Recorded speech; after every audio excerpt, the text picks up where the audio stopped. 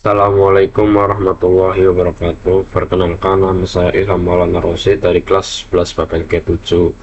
Kali ini saya akan menjelaskan tentang penggunaan Google Colab pada pelajaran MP1. Yang pertama, sebelum kalian untuk Google Colab, kalian mencari file dulu di web yang bernama Kaggle.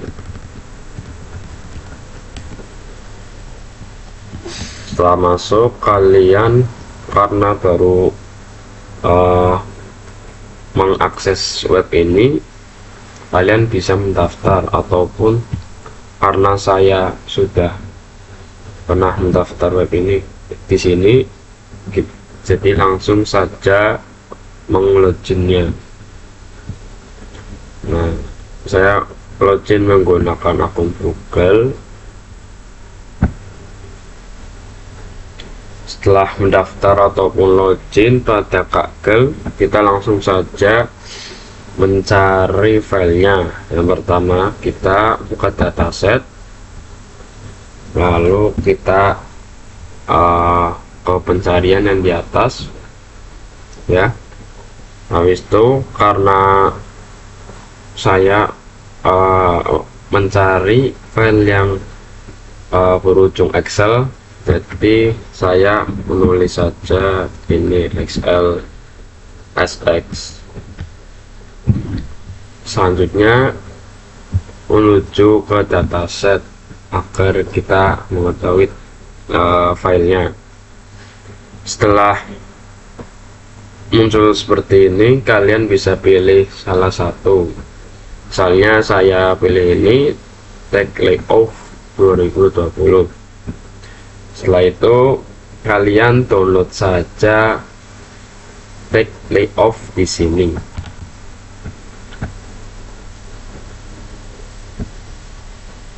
Setelah download, kalian masuk ke arsip pada file yang sudah di-download. Kita masuk saja ke filenya. Nah, di sini terdapat tag layoff XLSX, ya. Setelah itu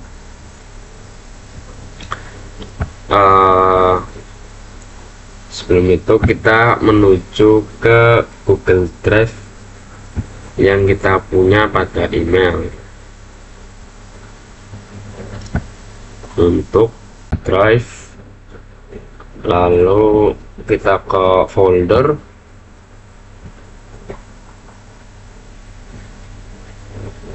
setelah di folder kita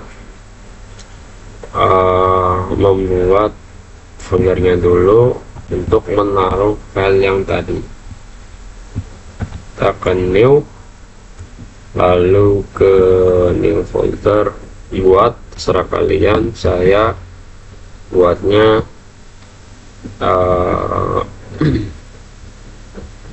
Google MP1 ini, bos.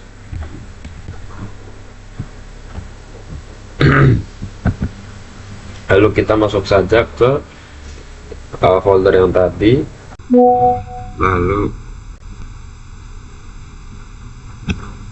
karena kita sudah melihat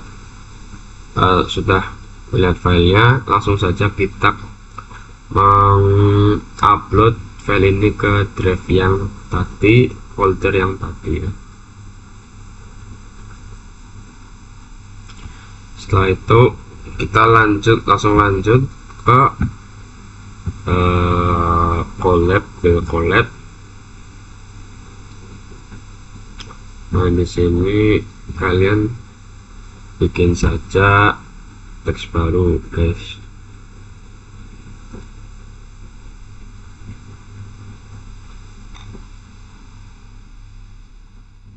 Sebentar. Nah, di sini kita kita download Pandasnya terlebih dahulu untuk agar programnya itu bekerja. Kita ketik saja pip install Pandas, lalu kita running.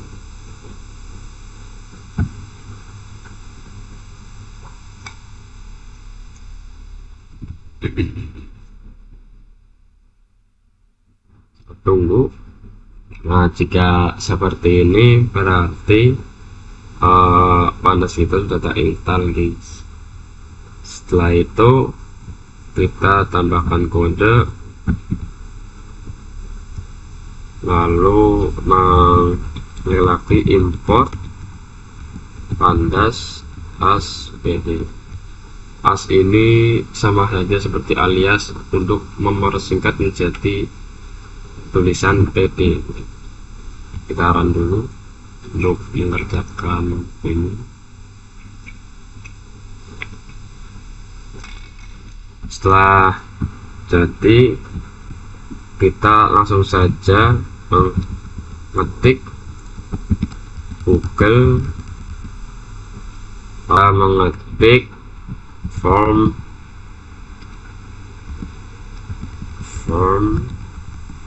Google Colab. Nah, ini kita enter aja, import drive.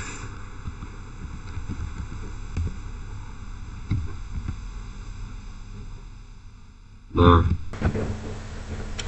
setelah kita mengetik Google Colab, kita langsung aja running.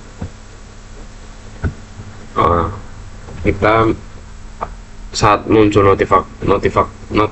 notifikasi ini, langsung saja sambungkan ke Google Drive yang sudah kita taruh tadi. Nah, continue.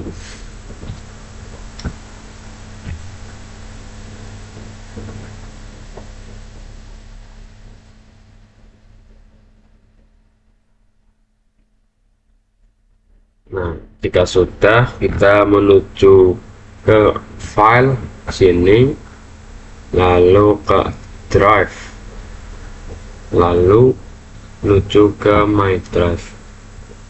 Nah, kita langsung saja menuju folder yang barusan saja dibuat seperti di sini. Nah, di sini kalian salin jalur gitu. Oke, lalu kita ketik saja df sama dengan pd read Excel, guys. Karena saya menggunakan Excel, jadi Excel gitu ya. Lanjut, kita copy paste aja. Oh ya, sebelum itu kita tambahkan kurung tutup sama kurung buka, lalu titik 1 di atasnya untuk menaruh filenya. Nah, setelah begini kalian langsung saja run, guys. Nah, di sini kita langsung running aja. Nah, karena sudah, jadi kita langsung menuju pembahasan yang selanjutnya, guys. Karena sudah jadi itu ya, kita menuju ke sini. Oh, ini, guys.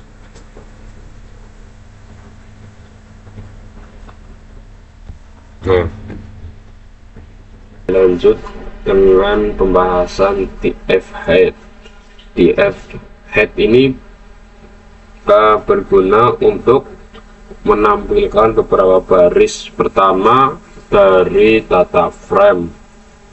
Secara default, head akan menampilkan 5 baris pertama dari file yang kita telah taruh di sebelumnya. Head ini digunakan untuk melihat data awal dari data frame agar bisa mendapatkan gambaran umumnya. Lanjut, data frame tail berguna untuk menampilkan beberapa baris terakhir dari data frame. Secara default, tail menampilkan 5 baris terakhir. Biasanya ini digunakan untuk memeriksa data di bagian akhir dari data frame. Lanjut, ilog yang berguna untuk mengambil data dari baris pertama, indeks 0, dan semua kolom pada data frame. Ilog ini dapat digunakan saat ingin mengambil data spesifik dari satu baris berdasarkan indeksnya. Lanjut, df ilog 9.215,0.23.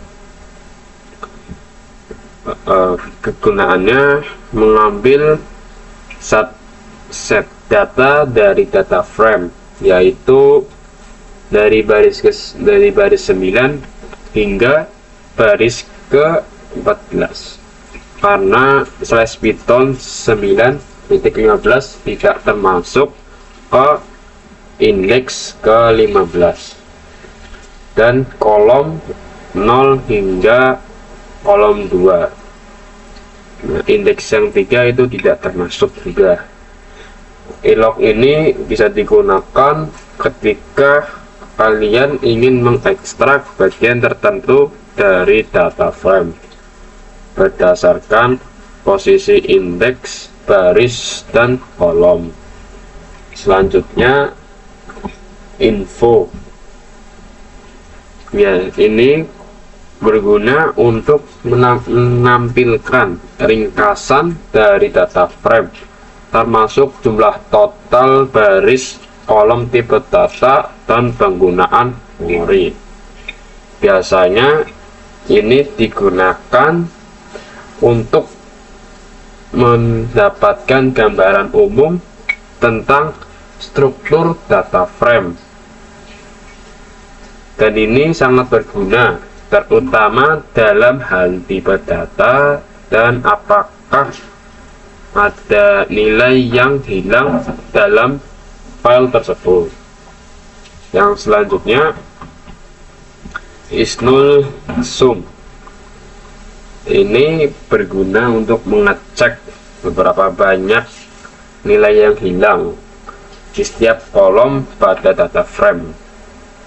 Metode is-null menghasilkan data frame boolean dan sum, mengakumulasi jumlah nilai true di setiap kolom. Biasanya ini digunakan saat untuk memeriksa apakah ada data yang hilang dalam data frame. Lanjutnya, data frame descript. Biasanya data frame descript ini digunakan untuk memberikan statistik deskriptif dari kolom numerik dalam data frame, seperti mean, standar deviasi, minimum, maksimum, dan kuartil. Ini biasanya berguna untuk mendapatkan informasi statistik dasar tentang data yang kamu miliki. Mungkin segitu saja. Sekian, wassalamualaikum warahmatullahi wabarakatuh. Mohon maaf jika ada kesalahan.